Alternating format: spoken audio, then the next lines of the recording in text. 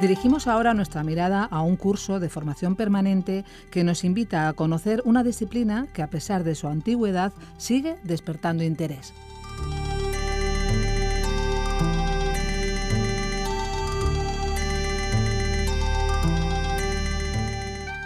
Nos acompaña Soledad Esteban Santos, que es profesora del Departamento de Química Orgánica y Bioorgánica de la Facultad de Ciencias de la UNED. Ha venido para hablarnos de Alquimia y Alquimistas, que es un curso del programa de enseñanza abierta del programa de formación permanente de la UNED. Hola, buenos días, Soledad, bienvenida. Muchas gracias, hola, buenos días. Bueno, ante todo quería comentar algunos aspectos generales de este curso. En primer lugar, que las otras personas del equipo docente son su directora, la profesora Pilar Cornago, y un profesor colaborador, Javier Pérez. Llevamos ya unos años impartiéndolo, siempre dentro del Departamento de Química Orgánica y Bioorgánica de la Facultad de Ciencias de la UNED. Este curso, como indica su nombre, claro, está dedicado a la alquimia, disciplina que a pesar de su antigüedad sigue despertando el interés de muchos. Y muy frecuentemente esta atracción por la alquimia se debe a su vertiente espiritual, ¿no? Sin embargo, ante todo, quiero resaltar que lo que aquí se estudia es la alquimia atendiendo a su contexto histórico. Se analizan sus orígenes, su desarrollo en distintos lugares y su evolución en el tiempo. Y además su relación fundamentalmente con la química, ya que la alquimia está ligada a esta ciencia, además de otras, sobre todo medicina y farmacia. Soledad, y explícanos, ¿es necesario saber mucho de química para poder estudiar este curso? No es necesario. Bastan unos conocimientos muy básicos. Además, se trata de un curso de carácter muy general y divulgativo, por lo que se imparte en este programa de enseñanza abierta, como has dicho, dentro de los cursos de formación permanente. Va, pues, dirigido, en principio, a personas interesadas en conocer más sobre la alquimia, si bien en el sentido que he apuntado antes, ¿no? Aunque podría ser también de interés para el profesorado de enseñanza secundaria, eso, bachillerato, ciclos de formación profesional, pues abre la posibilidad de aportar ideas para la preparación de recursos didácticos. Los contenidos básicos de este curso están desarrollados en un texto base que se coloca en la plataforma virtual. Además, por este medio se envía también una guía de estudio y a lo largo del año se incluyen algunos otros materiales que podrían ser de interés. Para superar el curso es necesario realizar un trabajo sobre alquimia. La temática queda abierta, es decir, es de libre elección por parte de cada estudiante, sobre algún tema relacionado con la alquimia por el que pudiera tener un especial interés. Bueno, y en realidad tengo que decir que en general nuestro alumnado está muy motivado. ¿Quieres comentar algo sobre estos contenidos básicos? Y si no, en primer lugar, explicarnos qué es la alquimia. Bueno, la verdad es que esto no resulta nada fácil, dar una definición de alquimia, ¿no? Cuando se habla de alquimia, lo primero con lo que se la asocia es con la transmutación de los metales a oro. Y si bien esto es cierto en la práctica alquímica, la intención del alquimista iba más allá. Sí, ¿puedes explicarnos esto un poco más? Sí, por supuesto, así iba a hacerlo. Lo que acabamos de mencionar, la transmutación de los metales a oro, creo que nos da un buen punto de partida. Vamos a extendernos en esta idea. Antiguamente se creía que los animales, las plantas y también los minerales estaban dotados todos de vida. Los animales, las plantas, por supuesto, pero los minerales también estaban dotados de vida, eso se pensaba. Es decir, en todo habría un espíritu vital. En consecuencia, los metales de las minas en el interior de la Tierra irían evolucionando, irían germinando como una semilla, lo mismo que los vegetales, o como un embrión en el vientre materno de un animal. Y así los metales, que llamaban imperfecto, como es por ejemplo el hierro o el plomo, irían evolucionando muy lentamente hacia el metal que se consideraba perfecto, el oro. Este resultaba ser el metal más precioso, el más perfecto, resistente a la intemperie, de gran belleza por su color y su brillo, y además era un material muy escaso, de gran valor. En definitiva, este proceso ocurría en la naturaleza, dentro de las minas, y requería muchísimo tiempo. Era una creencia sumamente antigua y además muy generalizada. El mismo Aristóteles, el filósofo griego, lo admitía así en su obra Meteorológica. El alquimista lo que intentaba era reproducir esa transmutación en su laboratorio, pero en menos tiempo, por lo que necesitaba acelerar el proceso y buscaba una sustancia que lo hiciera posible. Y con la transmutación de los metales a oro lo que quería era reproducir en su laboratorio el proceso de la creación. para lo que le era necesario encontrar ese espíritu puro. Y de esta manera lo que intentaba era hallar el secreto de la naturaleza y el sentido del universo. Además, el alquimista, con el proceso de la perfección de los metales, buscaba su propia perfección personal, la perfección del alma humana. De aquí el contenido casi religioso de la alquimia, su gran espiritualidad, lo que explica también que haya surgido, y además de forma independiente, en distintos pueblos y latitudes y en distintas épocas. Así, en Extremo Oriente, en China, hubo una alquimia incluso anterior a lo que nosotros conocemos como alquimia occidental. También esto explica el que en algunas ocasiones se sitúe la alquimia próxima a la magia o a las ciencias ocultas. Por otra parte, el trabajo que el alquimista realizaba en su laboratorio daba lugar a que las operaciones técnicas fueran mejorando y que se descubrieran nuevas sustancias y nuevas reacciones. De ahí también que otros la consideren como el precedente directo de la química actual, a modo de una química primitiva, lo cual tampoco es cierto, ya que la química práctica existió mucho antes que la alquimia. Si bien hay que reconocer que los alquimistas realizaron importantísimas aportaciones. Soledad Esteban, pero entonces, ¿cuándo surge la alquimia? Bueno, vamos a dejar por ahora la alquimia china para analizar brevemente el origen de la alquimia del mundo occidental. Aunque sea solo a grandes rasgos, es conveniente revisar una serie de aspectos. La alquimia de Occidente surgió en la ciudad egipcia de Alejandría, en el delta del Nilo, hacia el siglo I de nuestra era. Alejandría se hallaba entonces bajo dominación romana, pero a pesar de esto continuaba siendo una ciudad de cultura griega dominante, ya que fue fundada por Alejandro Magno en el 331 a.C. Ciudad helenizada, por tanto, pero desde su fundación acogió a distintos pueblos, griegos y egipcios, evidentemente, pero además sirios, judíos, aportando cada uno su cultura y sus conocimientos. Era, diríamos, un espacio multicultural que convirtió a Alejandría en el centro del saber del mundo antiguo. ¿Y por qué surge precisamente la alquimia en Alejandría?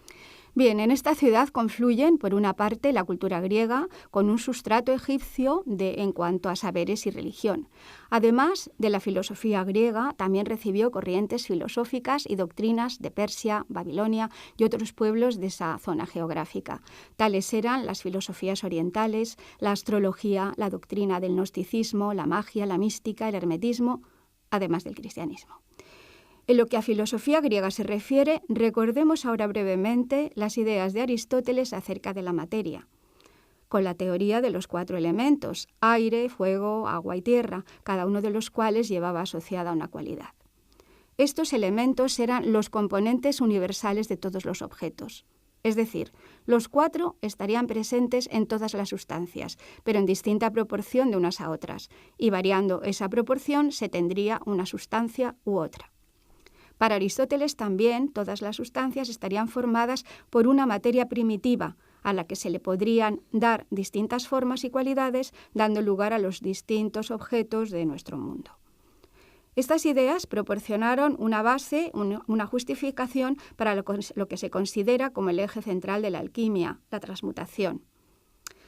Además, a esta amalgama de ideas hay que sumar el enorme saber práctico en química aplicada de los egipcios, diestros en la fabricación de vidrio, tintes, cerámica, en procesos metalúrgicos, sobre todo lo cual favoreció el surgimiento de la alquimia. ¿Y entonces qué nombre se le ha dado a esta alquimia? Alquimia griega, o mejor dicho, greco-egipcia, alquimia greco-egipcia. Los alquimistas asociaban la transmutación con una serie de purificaciones y regeneraciones que los metales básicos o metales imperfectos tenían que sufrir para llegar a transmutarse a oro. Era preciso ir eliminando en ellos las partes groseras para llegar, tras muchas operaciones, al material sutil desprovisto de toda impureza. Por esta razón, era necesario recurrir a técnicas de purificación, como es la filtración, extracción, decantación, sublimación y, sobre todo, la destilación. Si bien desde siglos atrás se emplearon procedimientos muy rudimentarios de destilar, o extraer con líquidos destilados, los alquimistas greco-egipcios inventaron aparatos idóneos para esta operación de destilación, que son los que básicamente se siguen empleando hoy en día. No tenemos nada más que recordar los alambiques. También inventaron técnicas para calentar, como la del baño María, que lo debemos al alquimista María la Judía. En las operaciones llevadas a cabo en sus laboratorios eran importantes los cambios de color que se producían. Primero, el metal básico se fundía dando una masa negra, ennegrecimiento, sustancia desprovista de forma, lo cual venía indicado precisamente por ese color negro. Después se irían incorporando las características y propiedades del oro, pasando sucesivamente a color blanco, amarillo y finalmente púrpura o rojo. Esto era lo que quería conseguir el alquimista, ¿no? Así, los alquimistas greco-egipcios trabajaron mucho con mercurio, azufre y arsénico y sus compuestos debido precisamente a los cambios de color que experimentan cuando se calientan. Ya hablaremos un poco más de ello después, ¿no? Hay otro aspecto muy interesante que quiero destacar. Para el alquimista, el conocimiento sobre alquimia vendría de Dios a través de una iluminación interior, idea que provenía del gnosticismo, mencionado anteriormente, ¿no? Hace poco lo hemos mencionado, doctrina religiosa proveniente de Babilonia, según la cual el conocimiento se alcanzaba únicamente a través de esa iluminación interior. Por ello, a los iniciados en la alquimia les estaba absolutamente prohibido divulgar los secretos que conocían, de ahí también el secretismo de la alquimia.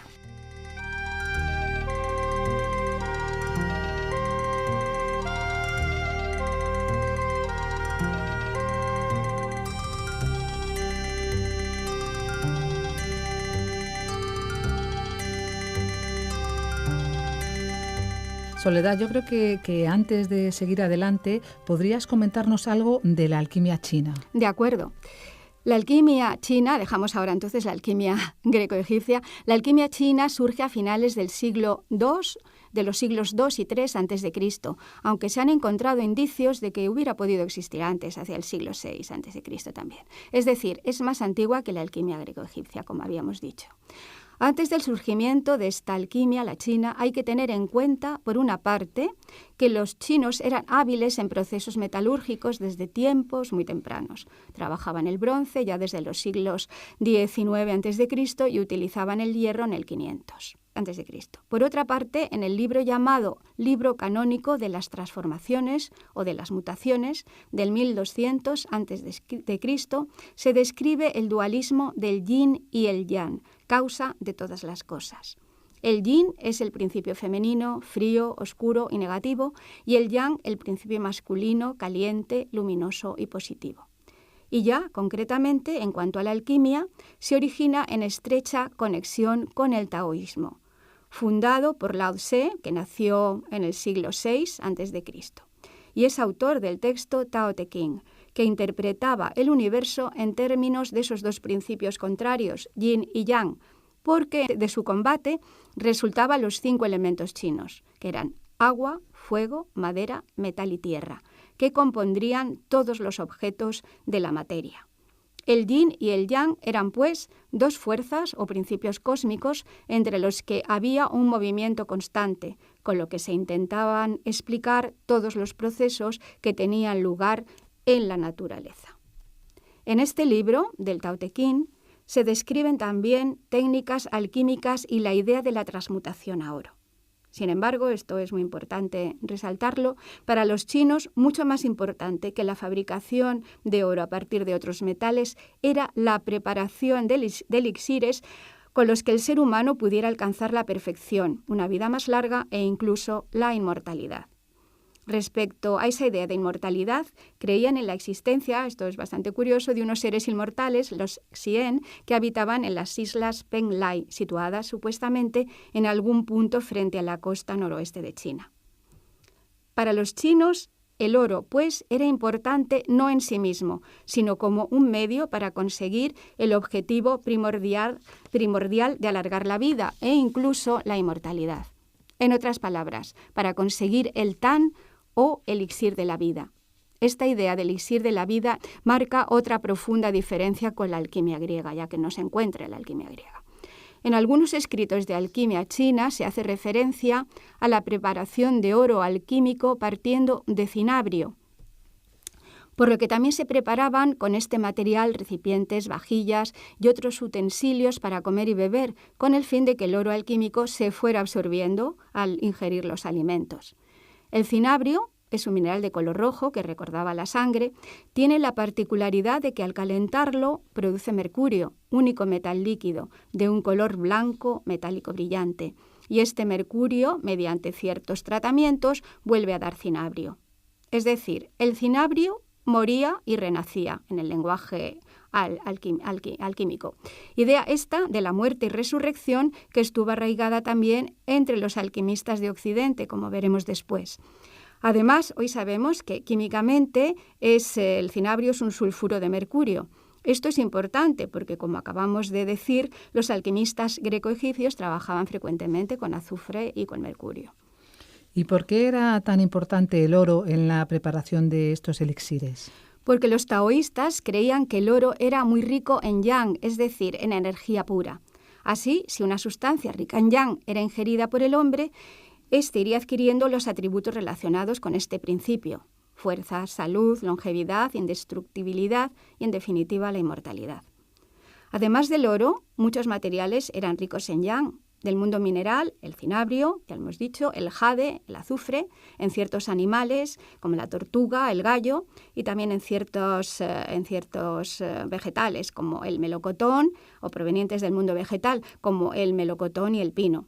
En cuanto al yin, eran ricos en este principio femenino el salitre y la perla, entre otros productos. La obtención de elixires se basaba en la idea de que para alcanzar la perfección del alma era necesario conseguir el equilibrio dentro del cuerpo en cuanto a las proporciones del yin y el yang. Esto hacía que los alquimistas chinos fueran mezclando materiales ricos en yin y en yang, estudiando el comportamiento de estas mezclas, con lo que llegaron muchas veces a importantes descubrimientos. Es así como descubrieron la pólvora, obtenida por reacción del salitre con el azufre, uno rico en yin y el otro en yang, respectivamente. Con el tiempo van surgiendo distintas formas de alquimia china. La forma Huaitán del siglo IV después de Cristo, que propugnaba el consumo de oro potable como elixir, pero la ingestión de oro y otros extraños productos como plata, perlas, hematites, mica, jade, sulfuros o cuarzo ocasionó a la larga frecuentes envenenamientos. Por este motivo, a partir del siglo VI apareció otra forma de alquimia, la Nai-Tan o alquimia fisiológica. Buscaba en este caso un elixir interno procedente del mismo cuerpo humano y que se produciría mediante una serie de ejercicios respiratorios y gimnásticos. El interior del cuerpo humano sería, pues, el recipiente alquímico para producir ese elixir de la inmortalidad. Esto dio lugar a que los chinos estudiaran los fluidos orgánicos, sobre todo la orina, de la cual los chinos lograron aislar, parece ser, hormonas sexuales. Todo explica también que la alquimia china se dirigiera más hacia la medicina que hacia la química. La escuela original del taoísmo fue modificándose con el tiempo hasta el punto que fueron apareciendo aspectos relacionados con el ocultismo y la magia. La alquimia china así se fue haciendo sumamente esotérica, acompañada de extraños y complicados rituales. Este hecho, unido a los casos cada vez más frecuentes de envenenamientos y de fraudes también, condujo a una inevitable decadencia.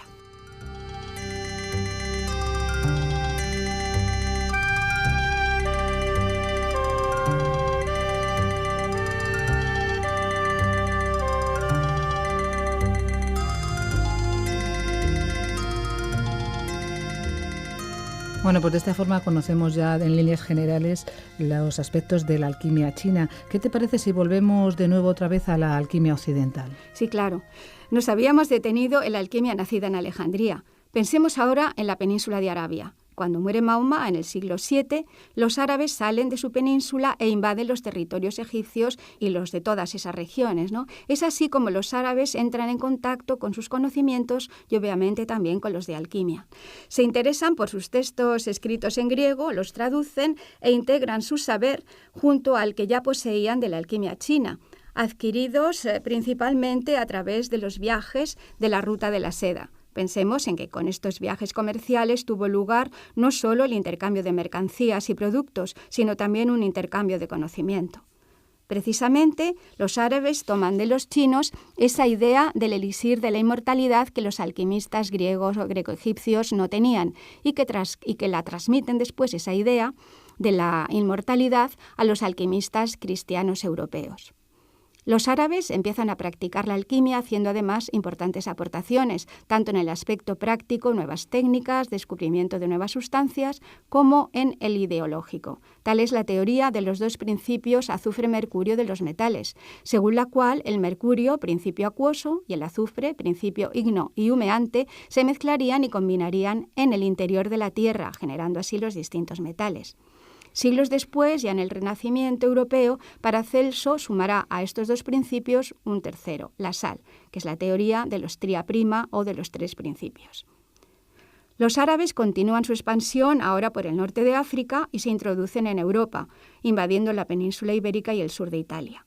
Y es así como el mundo cristiano occidental comenzará a conocer la alquimia, gracias a las traducciones de los textos árabes al latín, con lo cual se inicia la alquimia europea a partir del siglo XII.